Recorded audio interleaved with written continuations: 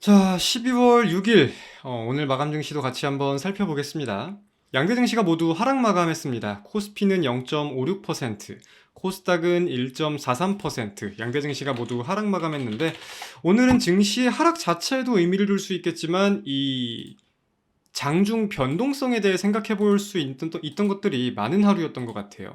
오전 중에 증시가 11시 부근까지 굉장한 폭락을 보였는데, 이거는 이제 한동훈 당대표가 기존과 다른 입장을 조금 발표하면서 거기에 대한 불확실성에 대한 투매 물량이 나왔다고 여겨집니다. 근데 그 투매 물량을 누가 냈냐를 봤을 때에는 외국인은 오히려 투매 물량을 받는 입장이었고 개인 투자자의 투매 물량이 증시에 조금 악재로서 작용을 하지 않았나라고 판단을 하고 있어요.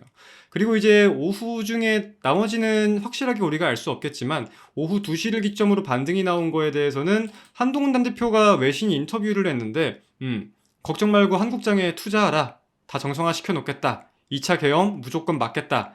이와 비슷한 좀 자신감이 있는 발언들을 하면서 국장에 대한 투자 심리가 어느 정도는 되살아났고 반등이 나온 게 아닌가라고 생각을 하고 있습니다.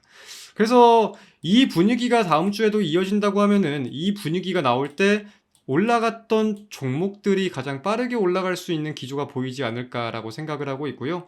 그 이외에는 정치적인 불확실성이 지금 너무나 많다 보니까 사실 어떻게 될 것이다 전망을 하기는 쉽지 않은 상황인 것 같습니다.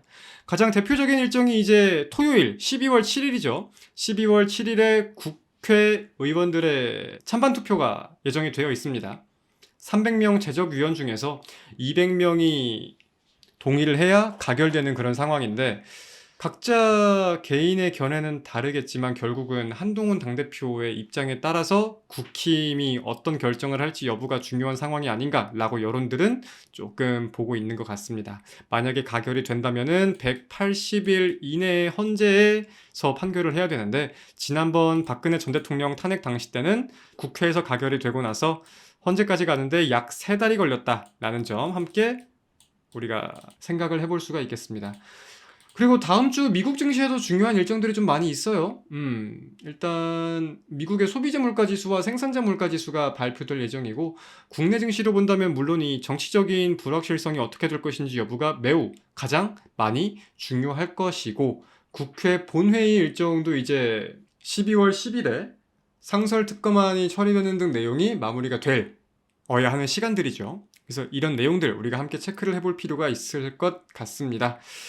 현재로서는 사실 무언가가 예측을 하기에는 굉장히 어려운 장세다라는 포인트는 인정을 합니다. 그리고 증시가 한 번 빠질 때 밑도 끝도 없이 빠지는 거에 대해서 굉장히 우리가 힘 빠지게 하는 하루가 아닌가라고 생각이 드는데 결국 우리가 오늘 증시의 하락을 주도한 포지션은 개인이었다는 점을 생각을 한다면은 저는 이제 불확실성이 거친다면 더더욱 빠르게 정상화가 될 수 있지 않을까? 여기에 대한 생각도 가지고는 있어요.